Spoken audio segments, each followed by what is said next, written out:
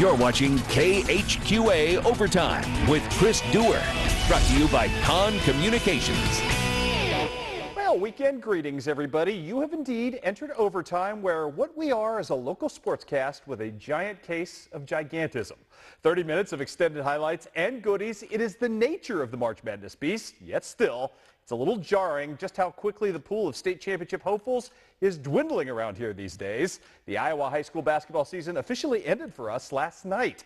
Our Northeast Missouri contingent is about 10 strong, give or take, depending upon today's outcomes, and we're down to just 6 boys teams left alive in Western Illinois, but 3 of those have yet to even enter the postseason fray. They do that this week. And of course, there is our most bankable basketball commodity, those Quincy Notre Dame Lady Raiders. But even Eric Orn's dynastic powerhouse wasn't exactly a shoo-in for a third straight trophy hoist, I should say.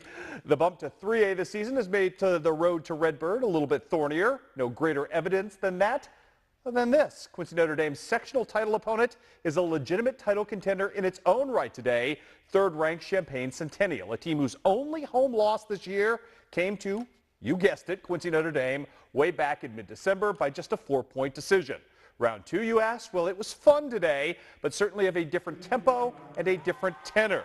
Kristen Gengenbacher and company jumping out early. Oh, and look, the fan base all dressed up again. Even Tony Stella dressed up as Popeye. Gotta love the QND fans. Great start out of the gate off the opening tip. That's Cassidy Foley setting the tone right here. Early on, no good looks offensively for Centennial. At the other end, that's Kristen Gengenbacher. Great take.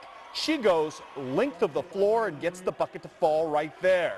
How about this? In a spot of bother, it's Cassidy Foley over to Kristen Gengenbacher again. She takes a shot to the ribs. She would get up. She would be okay. In fact, she'd score 13 points in the game.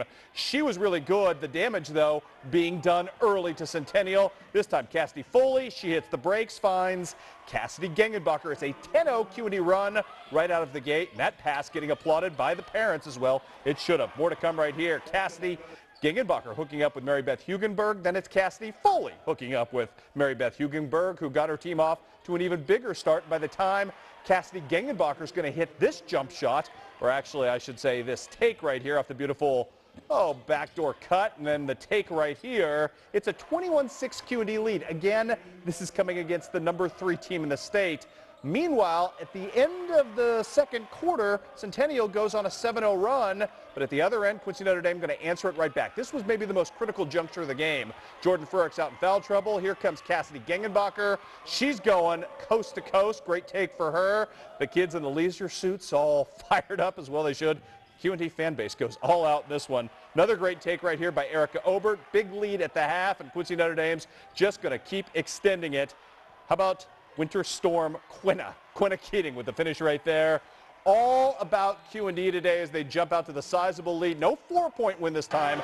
Eric Warren's team leaves no doubt about it. Just to punctuate things, Cassidy Gengenbacher becomes QND's all-time 3-point shot champion today with her 150th of her career, passing Renita Bunty along the way. QND passes by Centennial without really even working up a sweat. That's how good they are. 62-37 is your final, and that means Quincy Notre Dame is moving on, weather permitting, on Monday night, because you've now heard the forecast. We could have a foot of snow, but if it goes off at UI Springfield, it will be Quincy Notre Dame and Breeze Mater Dei. And anybody who knows the history between these two programs, be it football, volleyball, and now basketball, they don't like each other very much. So that, my friends, is a heck of a rivalry game in the super sectional coming up on Monday. The winner headed off to Redbird Arena.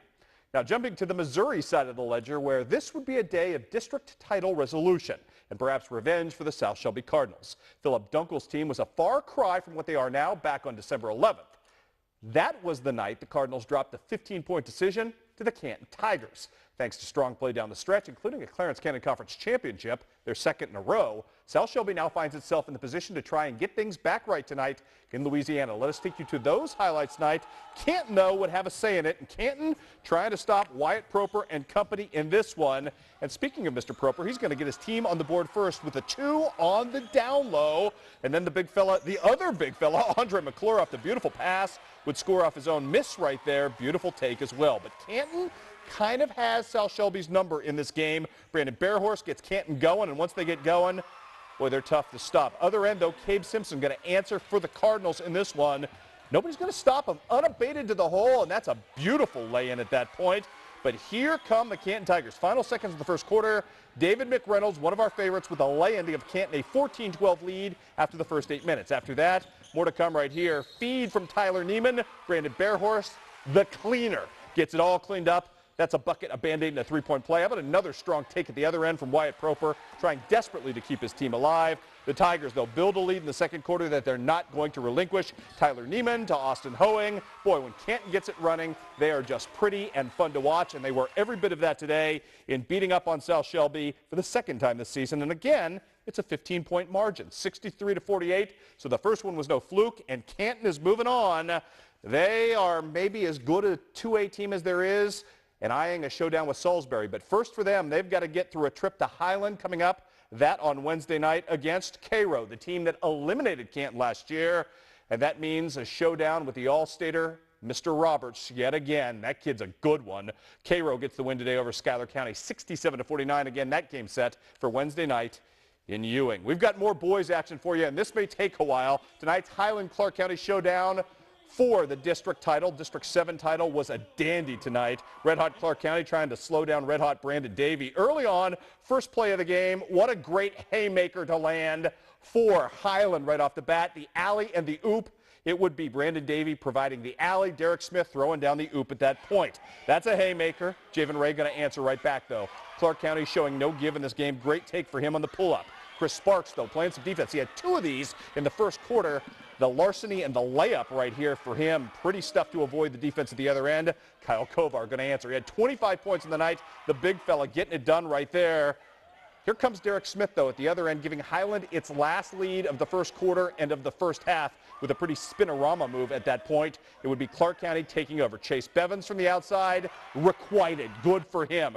Rye Hunziker coming off the pass. Oh, look at the move right there off the beautiful feed from Kovar. And then it's Dylan Harper, was huge off the bench tonight. The Indians led by as many as 14 points in the first half.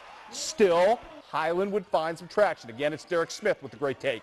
He had 18 points in the night. He got the lead back down to 7.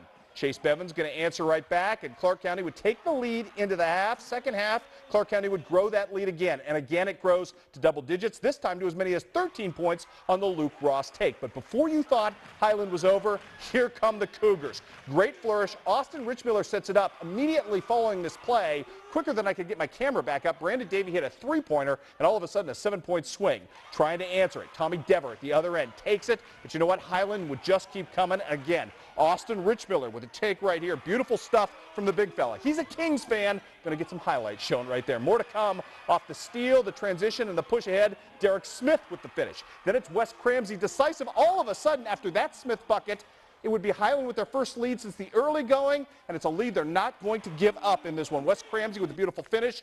Oh, and the Highland hooligans, they're loving it. Their team, after the Clark County miss right here, they are golden. Highland winning its first district title in forever, since 2008. Great for those guys. They're all fired up. They hoist the trophy. The fan base goes nuts, and the Highland Cougars are moving on to Mexico. They get the win tonight in a thriller, 70-67. I'll tell you what, the kids, the coach, couldn't be any more thrilled. I believed they were going to come back. I knew we were going to throw some things at them in the second half. I knew we were going to have Jack Nyson out there, and he was going to can some shots out there for us. We knew that this was we knew that it was a team effort, and this was going to be an emotional game. We knew Clark was all fired up.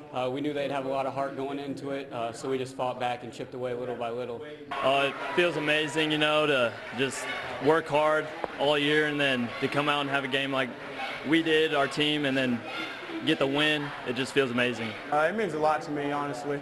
It feels like we've done something, accomplished something for our school, and made something look good in our direction.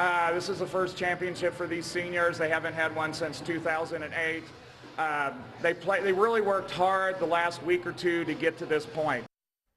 And Ross Green will have much, much more for you on the Highland Cougars tomorrow. In fact, including who they'll play coming up in Mexico this week. That is to be determined because of all the snows down in mid-Missouri. Misha has made a special declaration, which means that game, that district that feeds in, will be played on a rare Sunday. So Ross Green will have that score for you, plus a nice wrap-up of all the great things that have gone right with the Highland Cougars, including the red-hot play of late of point guard Brandon Davey. All that coming up for tomorrow. We've got some congratulations to dole out to our friends in Ellsbury. Ryan Parker's team takes care of Crossroads. It's about a 3.5-hour road trip today. Ellsbury doesn't let the road trip destroy them or hurt them. They knock off Crossroads. Again, 4th straight district title for the Indians. They're moving on. Their next opponent, and they got another long road trip. I believe they go down to Park Hill, which is somewhere outside of St. Louis. It's about a 2-hour road trip. They will take on Orrin, who was a winner today. And the other side of the bracket, 81-74 was your final. So big showdown coming up for those fellas. Plus, we got a couple of scores to pass along from the Class 1 level of interest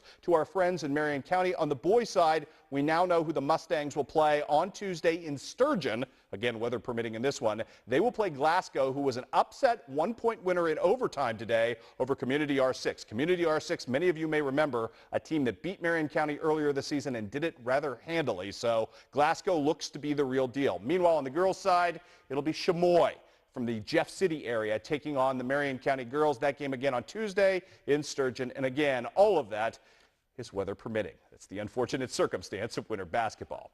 Well, clearly the basketball postseason serves up its share of plot twists, I should say, and unexpected turns. But a Palmyra Bowling Green District Championship today seemed as close inevitability as we have in basketball since about early January. Both Chris Parsons and Bobby Spoonster saw their teams blossom with the advent of the 2013 calendar and become Northeast Missouri standard bearers. But only one got to move on, and that made for high drama tonight in the Flower City. Maybe the best game we had today. Gumby on hand in the Palmyra student section, except he was Glumby early on because Bowling Green got off to the great start in this one. Courtney Cadillac with the take here. Palmyra trying to answer, courtesy of Allie Dietrich, who would knock down the long jumper. But Bowling Green would own the first half in this ball game, or at least most of it. Kelsey Schurter playing with a bad hand. She didn't play much because she also had some foul trouble early in this game, but she gets the take there. Caitlin McClain taking over some of the slack, knocking down the jumper. So too was Harley Lindsay, really good emerging post player. She's also got a mid-range game as she hits the bucket right there from the high post. More to come from the Bowling Green Lady Bobcats as they're going to build an extensive lead in the first quarter. Casey Sutton with a great take right here. And you know what? Just because she was good, how about some more Casey Sutton again on the beautiful high bank shot. And when Harley Lindsay hits this jumper as well, Bowling Green built an early 20-8 lead. That might have seemed insurmountable. Palmyra playing on the home floor and about to get things going. It took Alexis Van Nostren hitting that shot to finally wake up the moribund and somewhat dormant Palmyra offense early going, and then things got much, much better. Emily Bross off the bench with a great take right there. Katie Hinkle about to light up. She's been great in this tournament. She had 19 points, a couple of threes right here to get her team back to within 3 by halftime. Second half belonged to Palmyra. They find a way to grit it out, win on the home floor, and pick up their first district title since 2005. Great stuff for Chris Parsons. There's a real Coach of the Year argument to be made for that fella as Palmyra beats Bowling Green 54-52 your final. Great stuff there, which means the Palmyra Lady Panthers are moving on. Again, they will play the winner of tomorrow's Blair Oaks, California game. Blair Oaks has beaten California twice in regular season play thus far this season, so lots to be determined there as well. One more for you tonight. Clopton and Silex going at it for a district title down in Louisiana. Clopton trying to battle back from a huge Silex lead, and away we go. Shelby Dunn with the 3 from the left wing right here. Lauren Loggeman trying to make everybody's birthday wish come true with an upset of Silex, knocking down the 3 from the other side. Spencer Hicks trying to work inside for 2. She did good work as well, but Silex, at one point the #1 team in the state, they showed it today. They end Clopton's season and ended big today. Final count in this one was 69-48. We are just getting warmed up here in the Big Overtime Show. When we come back, we will take a look back at a historic event for the Payson Seymour boys basketball team. That's coming up next.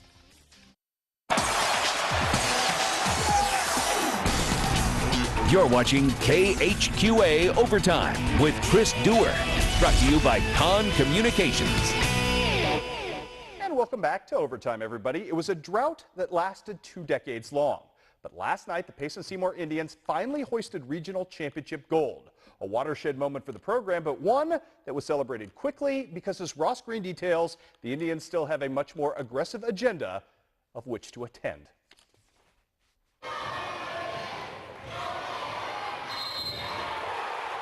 What seemed like a lock for a regional title after 3 quarters Friday night quickly turned to chaos for Payson Seymour. The Liberty Eagles weren't going quietly, storming back after trailing by 18 points with under 5 to play. But a late timeout from the Indians helped to change that. We came in the timeout, we were saying we're not going to lose, guys, we're not going to choke again, this didn't happen, this is ours to take. They came off the floor and they were saying, come on guys, we're not going to lose this game, we're not going to lose this game. And I just said, hey, that's the wrong attitude. Get that out of your head and just work on thinking about, we're going to win this game. We're going to win this game, we're going to win this game. We just need to play to win the game, not to lose. And we had a lot of confidence in ourselves and the whole team. It took all 32 minutes, but Payson avenged a 2-point loss in the same matchup a year ago with a 63-57 win. In doing so, the regional trophy touched Payson hands for the first time in 20 years. We put in a lot of work, played so many games over the summer, a lot of work that way. We put a lot of work in the weight room, practice after school and stuff. I mean, it's just a lot of work we put in. We finally earned one and deserved it. It means the world to us, and a lot of hard work. I mean, since June is when we started playing, and a lot of hard work in the off season, and it's definitely paying off. It means a lot to me, but it means a lot to these kids, this school, this community, especially the fans. These guys weren't even thought of at the time that they won the last regional, so it's big for us. The history makers now have Elmwood standing in their way on Tuesday. They've got some really good shooters. They play a 1-2-2 zone, some pressure man at times and things like that. So it's going to be similar to playing Liberty with their size. They're about 6'1", 6'2" across the board, lanky, good shooters. It's certainly one more challenge that Payson will be ready for, because when you look back, the Indians have a tendency to embrace the unfamiliar, meaning it's hard to fall into old habits when you have none against your next opponent.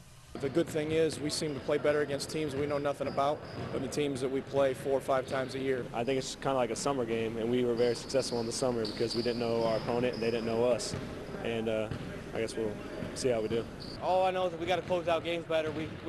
Our defense stepping up. We got guys making plays, getting rebounds. We've got to be able to finish it out, make some free throws towards the end. You know, I'm looking forward to it. The kids are looking forward to it. They're pretty emotionally high right now, and we're just going to try to keep it even-keeled and go do our business. And I'm not sure there's any Coach of the Year discussion that can't include Brian Ray and the job he's done at Payson this year. Unbelievable. We wish Payson, Unity, and West Hancock the best of luck going forward this week. Well, this is the time on Overtime where we unveil our latest Con Communication Connection nominee for the month of February. You know the deal by now. We put up a month's worth of outstanding sports couplings for your perusal, and when the calendar turns, you get a chance to vote for the best of the lot. And as incentive to vote, anyone who participates in that process at our website becomes eligible to win a prize package from Con Communication. This was a no-brainer, although we had 2 gamers this week. I'm not sure we've seen many ever better than the one that Clay Pollard used the other night to beat La Plata. What a phenomenal bucket from him. Game tied at 41. Clay Pollard catches the ball midair at about his knees and somehow contorts it into the basket for what turns out to be a game winner with barely any time left on the clock. Clay Pollard, a great nominee, and I know the Marion County hopefuls and faithful, I should say, will be voting and voting often for this wonderful play at the end of the month. And we'll have more highlights for you coming up next on Overtime as we bring you up to speed on all of the college going-ons today. Great scenario tonight for Western Illinois at home in front of a packed house for the ESPN Bracket Busters. Unfortunately, the ending was not what Coach Mo and company wanted. They lose to Cleveland State. 60-54 was your final in that ball game.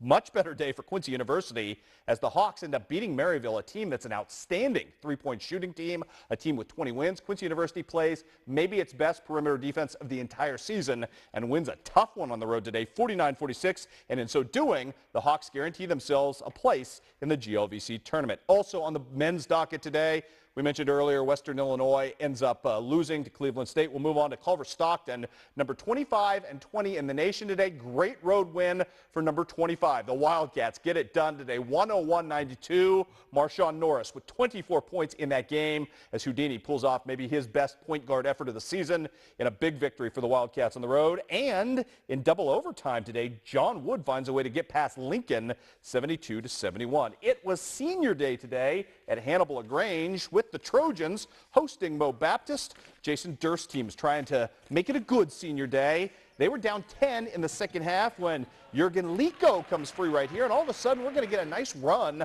out of the Trojans, and much of it comes from this guy, Marion Dean, who was unstoppable for a run of about 7 minutes as Mo Baptist couldn't get him away from the hoop. More to come from here. Off the miss right here by Mo Bap. At the other end, Mario Dean going to take it, deliver the beautiful fake, and get himself to the rim. That's a pretty finish as well. And draw contact as well. Good stuff from him. How about the former Hannibal star, Jay Jones, making his presence felt as well in this one, as he's going to clean up a miss right here and knock down the jumper as it comes right back to him. Nice stuff right there. Unfortunately for HLG, the Trojans could never get back over the hump. They end up losing today 78-73. On the women's side of the docket today, the scores were not very good for anybody today. Maryville, a winner over Quincy University. That's 4 straight losses for the Lady Hawks now. 86-63 was your final on that one. Elsewhere on the docket today, women's side of things, South Dakota ends up beating Western Illinois 71-67. We've got better news somewhere for you. Culver Stockton falling to Mid-American Nazarene. That's not it. 79-55. Leave it to the HLG women to redeem us today as they pull off the upset win over Mobap. 58-52 was your final.